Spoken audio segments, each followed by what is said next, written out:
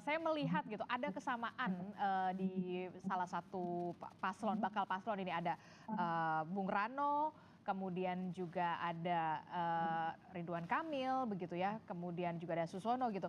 Sama-sama, memberikan perhatian ke infrastruktur, sepak bola Jakarta International Stadium. Apakah ini jadi upaya untuk menggrab massa dari The Jackmania, kalau menurut Anda, Mas Umam?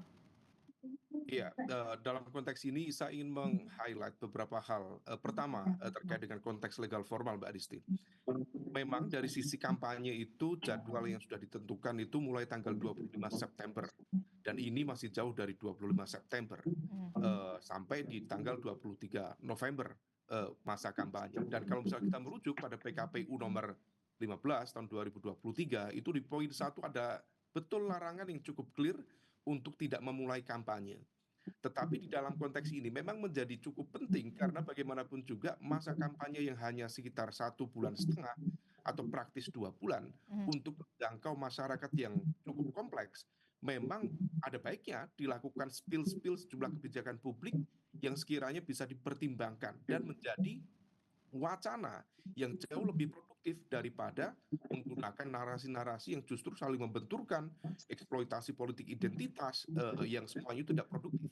Nah, di dalam konteks ini memang apa yang disampaikan oleh Pak Pram, yang disampaikan oleh Ridwan Kamil, salah satu dari bagian dari upaya pembentukan diskursus yang bisa dijadikan sebagai sebuah rujukan dalam konteks pembangunan Tapi Jakarta. apakah kemudian masih relevan dengan pemilih Jakarta yang kemudian, bisa dikatakan logis, rasional, realistis Ya, begitu? Mensipil ya. tipis-tipis gini? Ini menjadi evaluasi betul karena bagaimanapun juga kalau misal berbicara hanya pada level Jackmania, pada level komunitas sepak bola, saya pikir itu sangat segmented dan itu Mhm. memang salah satu strategi untuk melakukan infiltrasi Mmm. terhadap basis pemilih loyal terutama dari segmen anak muda. Mmm. Nah, segmen anak muda ini yang juga kalau misal kita kembali pada basis pemilih loyal di Jakarta, jumlahnya cukup besar dan Mhm. tersebar merata di hampir semua kota-kota besar di Jakarta.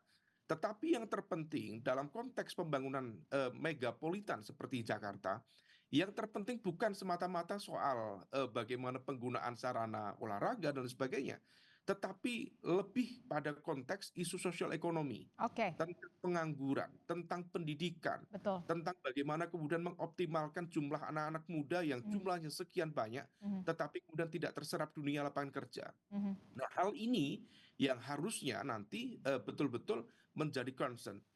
Kampanye bukan hanya sekedar kemudian memberikan janji-janji, tetapi bagaimana solusi alternatif yang bisa diberikan.